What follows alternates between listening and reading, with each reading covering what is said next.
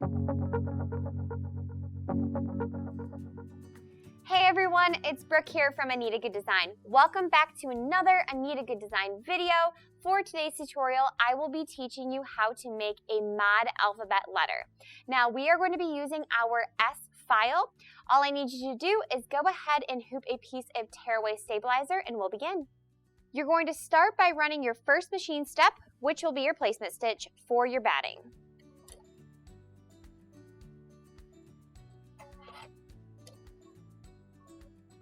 Now lay your batting over top of your placement stitch. Be sure to cover it completely. Tape in place. Run your next machine step, which will be the tacking stitch for your batting.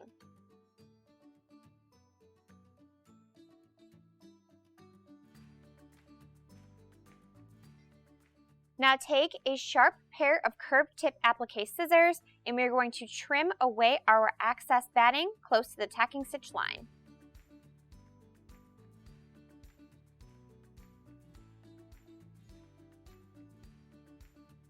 Next, we will lay our base fabric over top of our design. Be sure to cover it completely and tape in place. Run your next step, which will be the tacking stitch for your base fabric.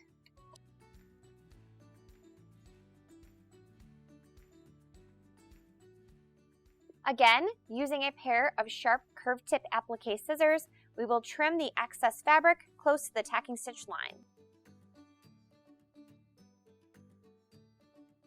And now it is time to run your embroidery steps. Now for this collection we used matte threads, but you can use any color choice that you desire. In order to speed up the process, we went ahead and stitched our embroidery design. Once you have that all set, your embroidery should look something like this. And now we will flip our hoop over, lay our high loft batting on top, and tape in place.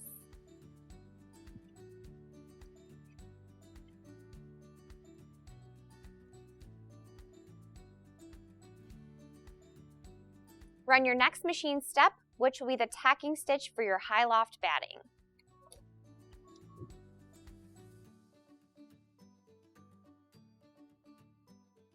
Using your sharp curved tip applique scissors again, you can trim your excess high loft batting close to the tacking stitch line and remove your embroidery tape.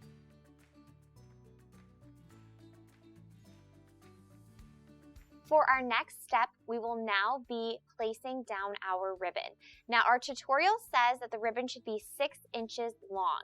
Now the ribbon can be as short or as long as you desire. That choice is up to you, but we're going to go ahead, trim our ribbon, and get ready to place our back fabric. Now that we have our ribbon, you can go ahead and fold that ribbon in half. You're going to want to place it towards the top of your design. Take a small piece of embroidery tape to lock it in place. Next, take your back fabric, place that over top of your design. To make sure that my design is secured on the back of my hoop, I'm going to use some extra embroidery tape on all 4 sides, including the ribbon.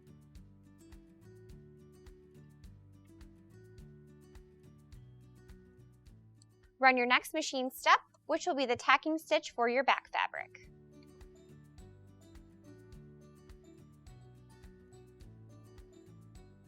Using our sharp scissors once more, we can go ahead and remove our excess back fabric close to the tacking stitch line along with our embroidery tape. Be sure to leave your ribbon taped down in place.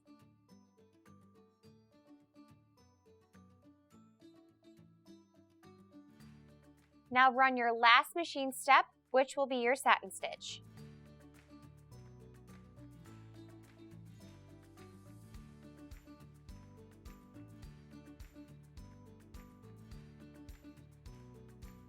And now we can remove our design from the hoop. I mean, look at these amazing color choices that we picked out. I absolutely love this color palette.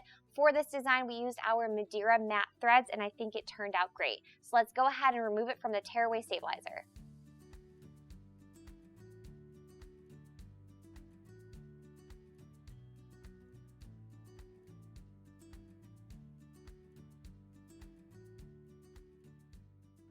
And here you have a finished mod alphabet letter. Now this collection is super cute as you can use any sort of threads you truly desire. If you want to make this into a keychain, you can. If you don't want to use a ribbon, you're also welcome to do that as well. We have a few samples here that I'm so excited to show you.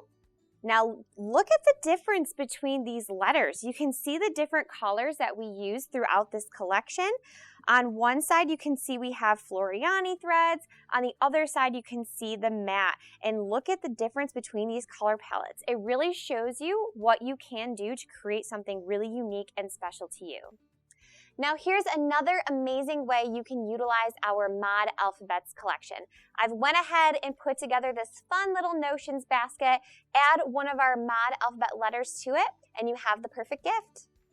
Now here's another idea that I have for our Mod Alphabet collection. I went ahead and made a bee for Brooke for my keychain, and you can see that we also use some fun fabric on the back as well.